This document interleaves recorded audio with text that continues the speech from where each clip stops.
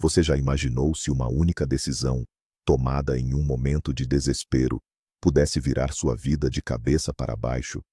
E se a pessoa que você julgou ser uma coisa, se revelasse algo completamente diferente? A história que vou contar é sobre isso. Sobre como um ato de rebeldia se transformou em uma paixão proibida e revelou um segredo guardado a 7 chaves. Prepare-se, porque as aparências realmente enganam, e o destino tem um jeito muito peculiar de nos surpreender quando menos esperamos. Clara era uma jovem enfermeira de 19 anos, cuja vida parecia um eterno plantão em um hospital público de São Paulo. A rotina era esmagadora, um ciclo de corredores brancos, o cheiro de antisséptico e o som constante dos monitores cardíacos. Seus colegas só falavam em boletos, fofocas e o próximo feriado.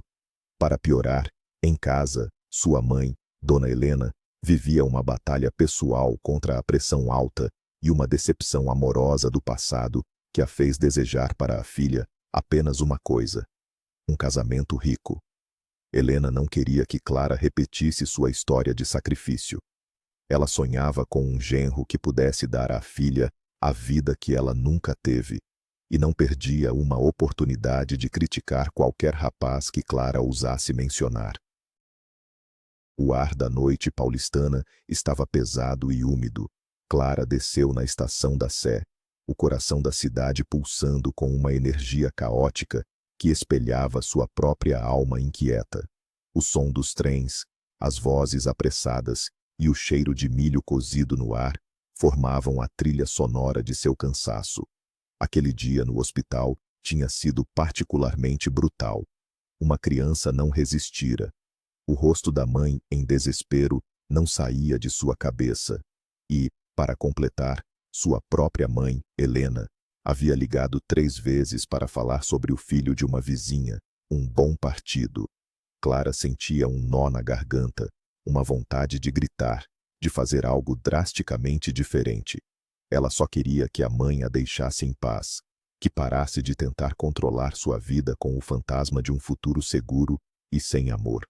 Era um desejo desesperado por um pingo de liberdade em um oceano de obrigações. Foi então que ela o viu.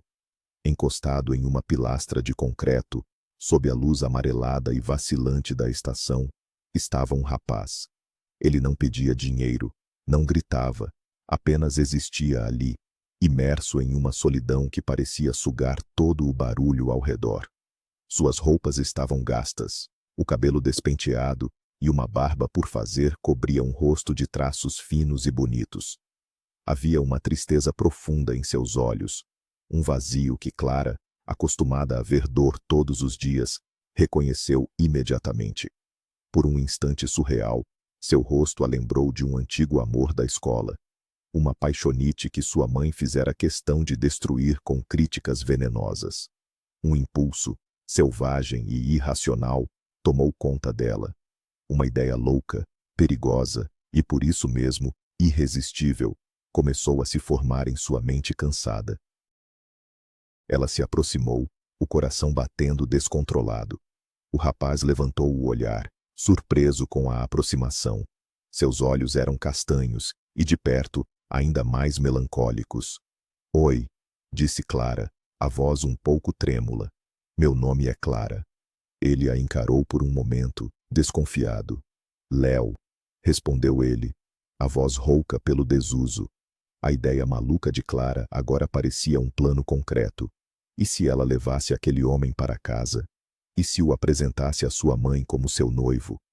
A imagem do choque no rosto de Dona Helena lhe trouxe uma satisfação sombria e deliciosa.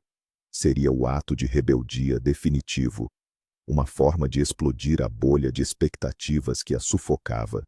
"Léo", disse ela, tomando uma decisão que mudaria tudo. "Eu preciso de um favor, e acho que posso te ajudar também." Clara lhe ofereceu um café forte e um pão de queijo de uma lanchonete próxima. Ele comeu com uma fome contida, quase envergonhada, agradecendo em voz baixa. Enquanto ele comia, Clara expôs seu plano insano. "Olha, eu sei que isso vai soar como loucura, Mas minha mãe não me deixa em paz. Ela quer que eu case com um milionário. Se eu chegar em casa com você e disser que é meu noivo, ela talvez me dê um tempo. Em troca, te ofereço um banho quente, comida e um lugar seguro para dormir por uns dias. Você só precisa fingir. O que me diz? Léo a ouvia com uma expressão indecifrável. Um misto de espanto e diversão parecia dançar em seus olhos cansados. Ele limpou a boca com as costas da mão e a encarou. Você quer levar um morador de rua para sua casa e apresentá-lo como seu noivo só para irritar sua mãe? Ele soltou uma risada baixa, sem humor. Você é corajosa ou completamente maluca? A dúvida brilhou nos olhos dele, mas o frio da noite e o calor do café em suas mãos pareciam pesar na balança. Ninguém vai te prender lá, insistiu Clara, sentindo que precisava convencê-lo. Se não gostar, você pode ir embora a qualquer hora. Por favor, me ajuda. Eu não aguento mais. Léo suspirou. Um sopro de vapor se formando no ar frio. Tudo bem, disse ele finalmente. Pelo menos vou poder dormir em uma cama hoje. Eu topo ser seu noivo de aluguel. Um alívio imenso inundou Clara. Pela primeira vez naquele dia, ela sentiu um pingo de esperança. Uma fagulha de poder sobre a própria vida. Ela o pegou pelo braço, um gesto ousado que o surpreendeu. Juntos, subiram as escadas rolantes da estação, deixando o caos subterrâneo para trás, caminhando em direção a uma mentira que, sem que soubessem, estava prestes a se tornar a maior verdade de suas vidas. A reação de Dona Helena foi exatamente como Clara previra. Um espetáculo de horror e indignação. Quando a porta do apartamento modesto na Muca se abriu, a mulher deparou-se com a filha de braços dados com um homem que parecia ter saído de um pesadelo. A roupa suja, o cheiro de rua, o olhar perdido. Helena ficou pálida, a mão no peito, como se estivesse prestes a ter um ataque. Mãe, este é o Léo, meu noivo. Ele vai morar com a gente agora, anunciou Clara com uma calma calculada, saboreando o pânico nos olhos da mãe. A sala pequena, com seus móveis antigos e porta-retratos de uma vida de luta, pareceu encolher com atenção. Helena olhava de Clara para Léo, a boca aberta, sem conseguir formar uma única palavra. O silêncio era pesado, carregado de décadas de conflitos e expectativas frustradas. Você ficou louca, Clara? O que é isso? Que brincadeira de mau gosto é essa? Sibilou Helena, finalmente recuperando a voz.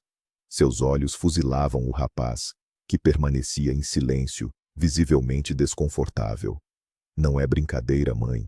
Nós nos amamos. Mentiu Clara, sentindo uma pontada de culpa, mas a adrenalina da rebeldia era mais forte. Agora, se nos der licença, o Léo vai tomar um banho. Ele teve um dia difícil. Ela o guiou pelo corredor estreito, ignorando os protestos e os murmúrios furiosos da mãe, que se sentou no sofá, desolada, como se o mundo tivesse acabado. Naquela noite, o apartamento cheirava a desafio. Clara preparou um jantar simples, macarrão com molho de tomate, e os três comeram em um silêncio sepulcral, quebrado apenas pelo som dos talheres nos pratos. Era o início de uma guerra fria. Nos dias que se seguiram, Léo começou a se transformar. O banho quente e as roupas limpas, emprestadas de um primo de Clara, revelaram o homem por baixo da sujeira. Ele era quieto, mas observador. E para a surpresa de Clara, era incrivelmente habilidoso.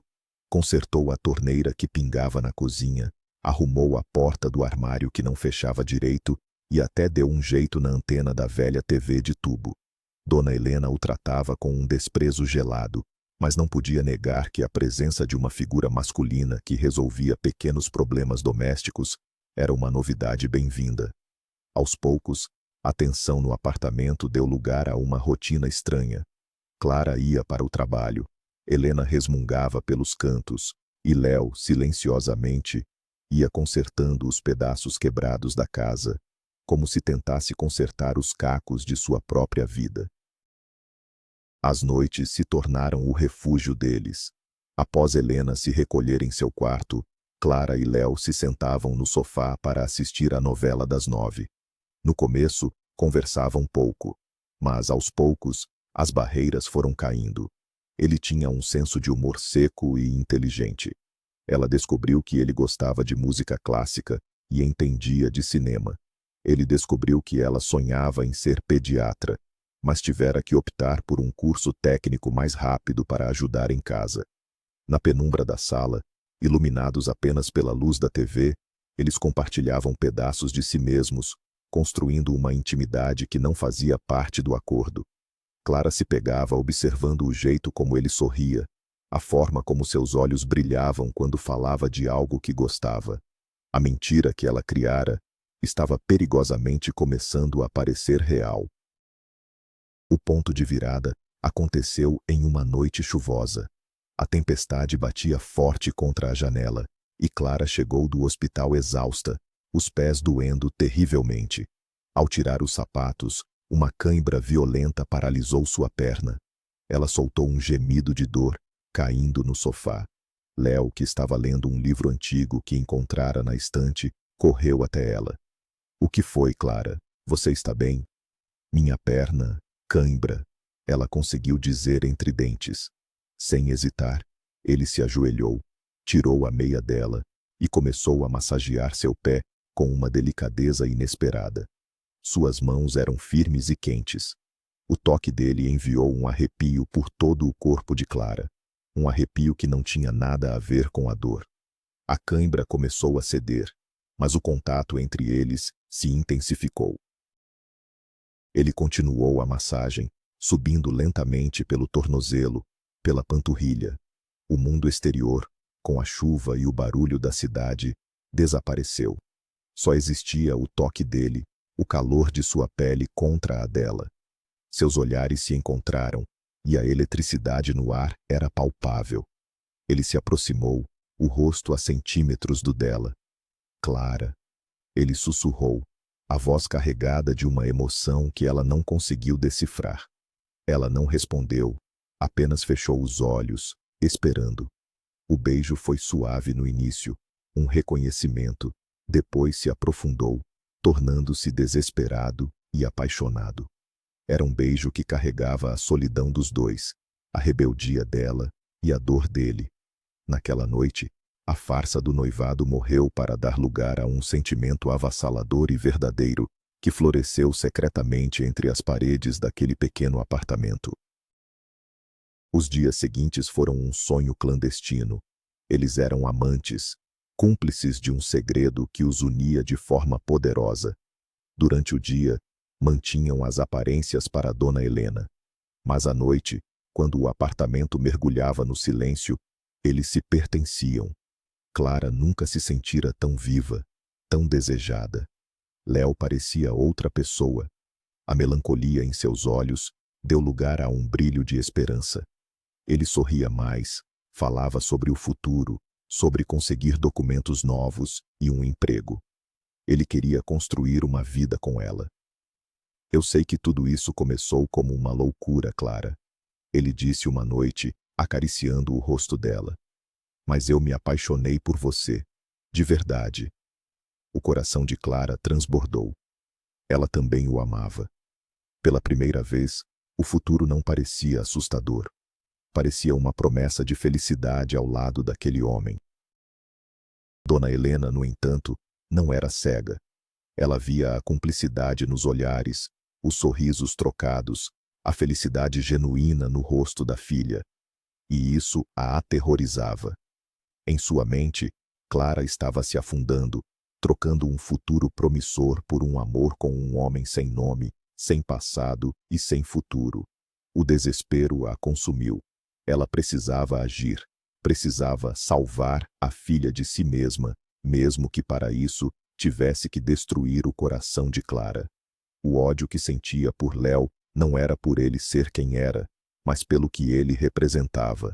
A repetição de seu próprio erro, o amor romântico que a deixara sozinha e desamparada.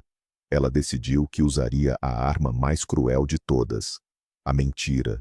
Uma mentira calculada para ferir, para expulsar aquele homem de suas vidas para sempre. Em uma tarde, enquanto Clara estava de plantão no hospital, Helena encurralou Léo na cozinha. Seu rosto era uma máscara de falsa simpatia. Léo, meu querido, preciso ter uma conversa séria com você, começou ela, a voz doce como veneno. Eu vejo que você e a Clara se gostam de verdade. E você me parece um bom rapaz. Por isso, preciso ser honesta.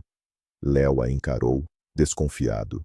A Clara não te contou tudo, continuou Helena, o tom agora carregado de um falso pesar. Ela tem um noivo, um rapaz de família rica. Ele está fazendo um intercâmbio na Europa, mas volta em 2 meses. O casamento já está marcado. Ela só está se divertindo com você, usando você para se rebelar contra mim antes de assentar a cabeça. Sinto muito ter que te dizer isso, mas é melhor você ir embora antes que ele volte. Ele é um homem muito ciumento e poderoso. Cada palavra de Helena foi como uma facada no coração de Léo. A mulher descreveu o noivo fictício com tantos detalhes, a viagem, a família, os planos, que a mentira soou como uma verdade irrefutável. A felicidade que ele sentira nos últimos dias se desfez em pó. Então era isso. Ele era apenas um brinquedo, uma peça no jogo de rebeldia de uma menina rica e entediada. A humilhação queimou em seu peito. A dor da traição foi tão intensa que o deixou sem ar. Ele olhou para Helena, e nos olhos dela viu não a preocupação de uma mãe, mas o triunfo de uma manipuladora. Ele não disse nada. Apenas se virou, foi até o quarto onde dormia, pegou a mochila velha que era tudo o que possuía no mundo e caminhou em direção à porta. Tudo tinha sido uma farsa. O amor dela, as promessas, tudo. Naquele dia, Clara teve que dobrar o plantão. Uma emergência no hospital a prendeu até a manhã seguinte. Ela ligou para casa, avisou a mãe, mas não conseguiu falar com Léo. Quando finalmente chegou em casa, o sol já estava alto e o apartamento estava silencioso demais. Ela encontrou a cama de Léo arrumada. Suas poucas coisas haviam sumido. Um pânico gelado a invadiu. Mãe, cadê o Léo? Ela gritou, o desespero em sua voz. Dona Helena apareceu na sala, com uma expressão de falsa inocência. Foi embora, minha filha. Disse que tinha que resolver umas coisas e sumiu. Não te falei que essa gente não é de confiança? Ele te usou e te descartou. Esqueça esse homem, Clara. Mas Clara sabia. Ela olhou nos olhos da mãe e viu a verdade. O que você fez? O que você disse para ele? O grito dela ecoou pelo apartamento, um som de puro sofrimento. Clara saiu correndo desesperada. Voltou à estação da Sé, ao lugar onde o encontrara. Perguntou para outros moradores de rua, para os vendedores ambulantes, para os guardas do metrô. Ninguém o tinha visto.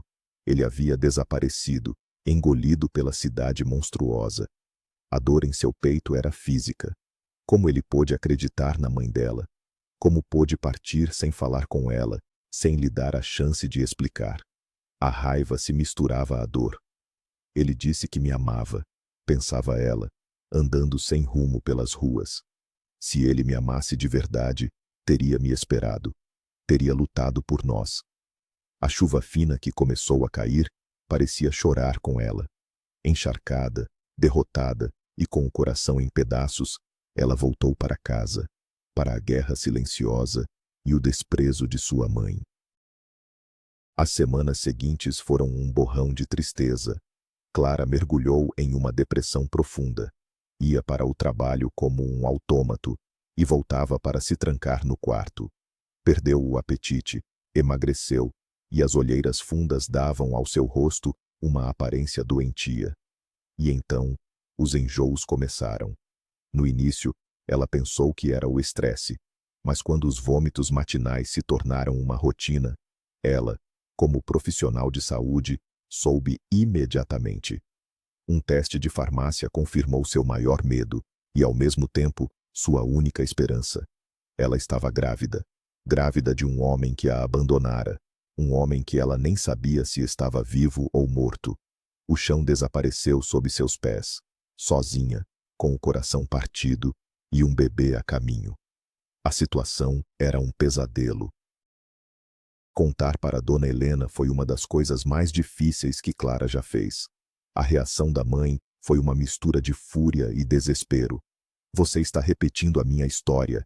Eu te avisei. Eu fiz de tudo para te proteger disso. As palavras eram duras, mas por baixo da raiva, Clara viu o medo. O medo de ver a filha sofrer como ela sofreu. Eu não vou tirar o bebê, mãe, disse Clara, com uma firmeza que surpreendeu a si mesma. É um pedaço dele, é tudo o que me restou, e é meu filho. A partir daquele dia, a relação delas mudou. A hostilidade deu lugar a uma trégua frágil, uma aliança forçada pela circunstância. Elas estavam juntas nisso, querendo ou não. O bebê, que ainda nem havia nascido, já estava reescrevendo as regras daquela família. O único conforto de Clara vinha das consultas de pré-natal no posto de saúde. Dr. Ricardo, o ginecologista que a acompanhava, era um homem de meia idade, com olhos gentis e uma paciência infinita. Ele ouvia seus medos, secava suas lágrimas e nunca a julgava. Clara, essa fase é difícil, os hormônios estão à flor da pele, dizia ele. Mas você é forte, e esse bebê aí dentro sente tudo. Converse com ele, cante para ele, vocês dois vão superar isso juntos. Se precisar de qualquer coisa mesmo, não hesite em me ligar. As palavras dele eram um bálsamo para sua alma ferida. Ele a fez perceber que, apesar da ausência de Léo, ela não estava completamente sozinha. Ela tinha a si mesma e a pequena vida que crescia dentro dela. Os meses passavam lentamente. A barriga de Clara crescia, e com ela, o abismo de saudade de Léo. Ela o odiava por ter partido, mas o amava com uma intensidade que a assustava. Todas as noites, ela fechava os olhos e via o rosto dele, sentia o toque de suas mãos. A culpa começou a corroer Dona Helena. Ver o sofrimento da filha, a barriga crescendo como prova viva de sua mentira cruel, era uma tortura diária. Um dia, ela não aguentou mais.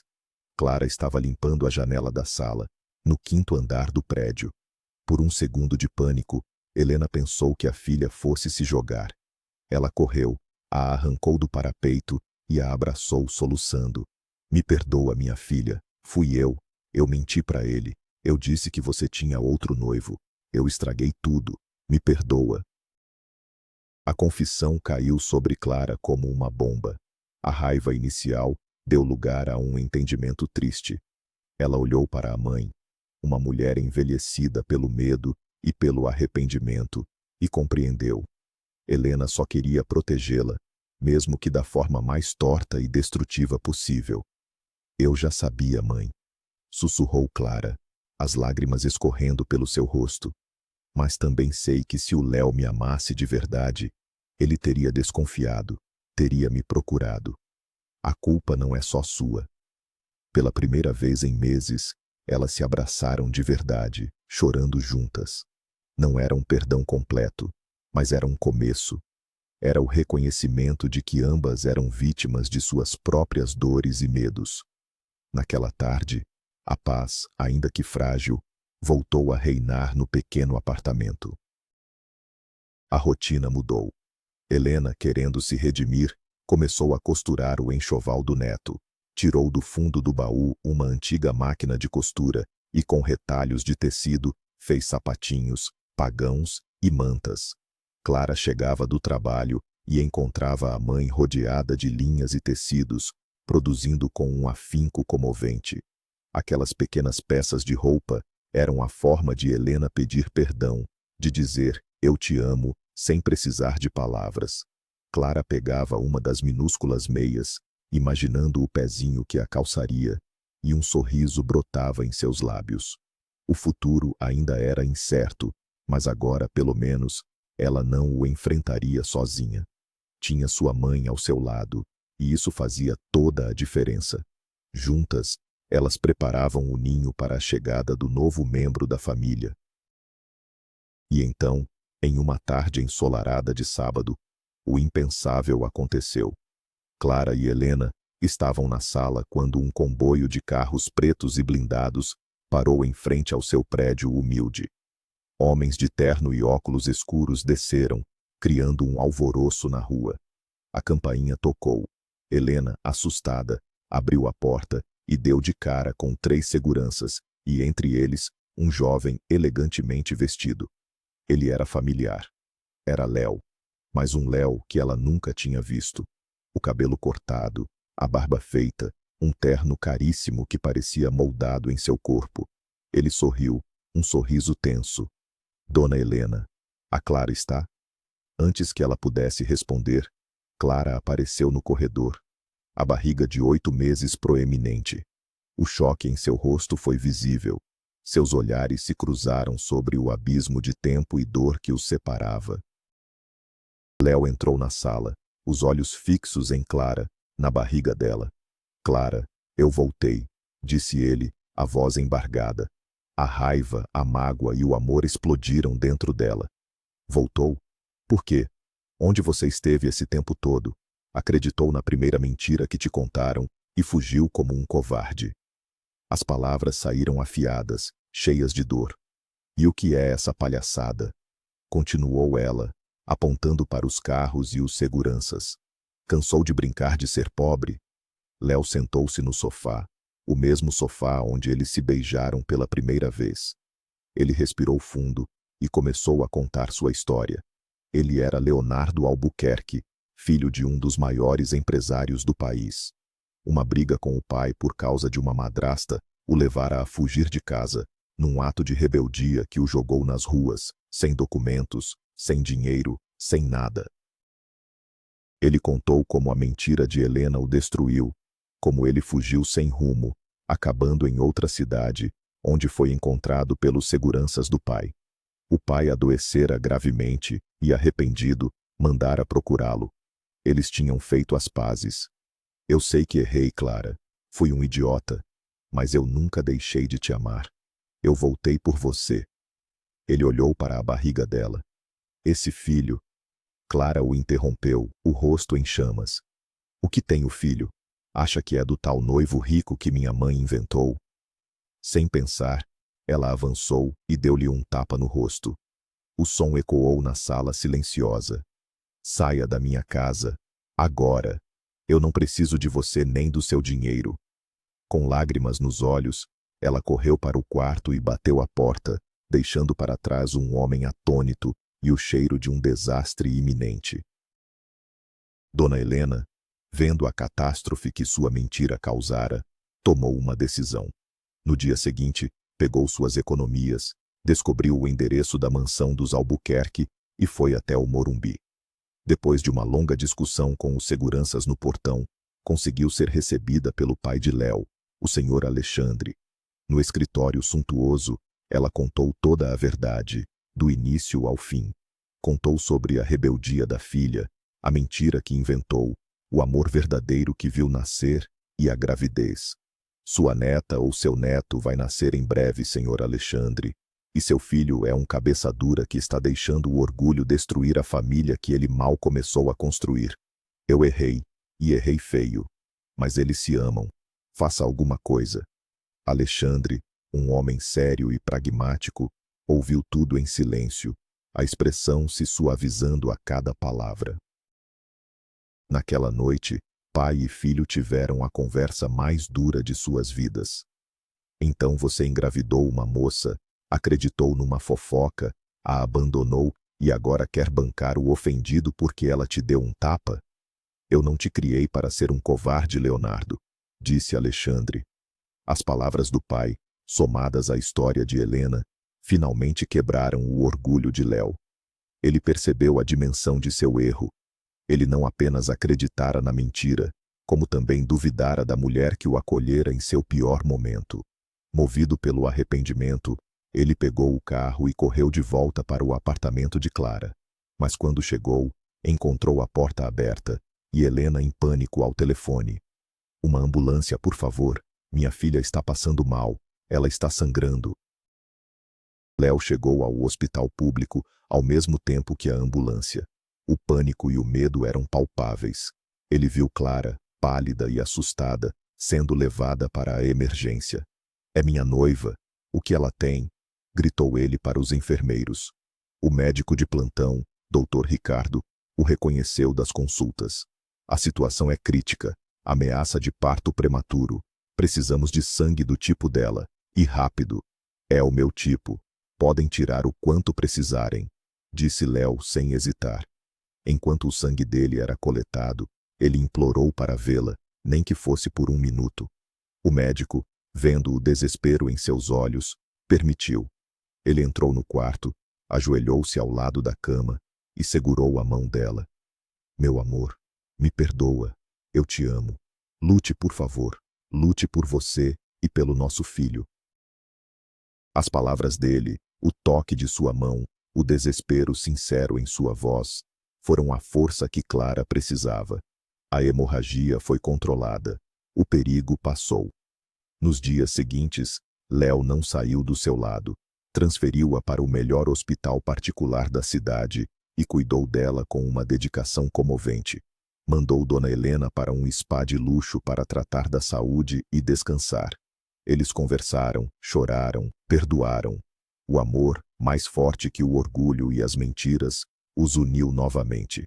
Na última ultrassonografia antes do parto, Dr. Ricardo sorriu. "Preparem-se", disse ele, "porque não é um bebê, são dois, um casal de gêmeos." Léo e Clara se olharam, entre o choque e a alegria. O destino, que os unira de forma tão caótica, agora lhes dava um presente em dobro. A promessa de uma família grande, barulhenta e, acima de tudo, feliz. O nascimento de Luan e Luna foi a celebração final daquela jornada improvável. A família inteira, incluindo um senhor Alexandre, transformado em um avô babão, e uma Dona Helena radiante de saúde, estava reunida. Olhando para os dois bebês em seus braços, Clara se lembrou daquele dia na estação de metrô. Uma escolha impulsiva a levara para o fundo do poço, mas também a trouxera para o momento mais feliz de sua vida. Ela e Léo aprenderam da forma mais dura que o amor verdadeiro exige confiança, perdão e coragem para superar as aparências. A história deles não era um conto de fadas sobre uma pobre menina e um príncipe disfarçado. Era uma história real, sobre duas almas perdidas que se encontraram no caos e construíram juntas o seu próprio final feliz. Obrigado por acompanhar essa jornada emocionante até o fim. Se você gostou, não se esqueça de deixar o seu like, se inscrever no canal e compartilhar essa história. E agora eu te pergunto, você acredita que o destino já está escrito, ou que nós o construímos com nossas escolhas? Deixe sua opinião nos comentários.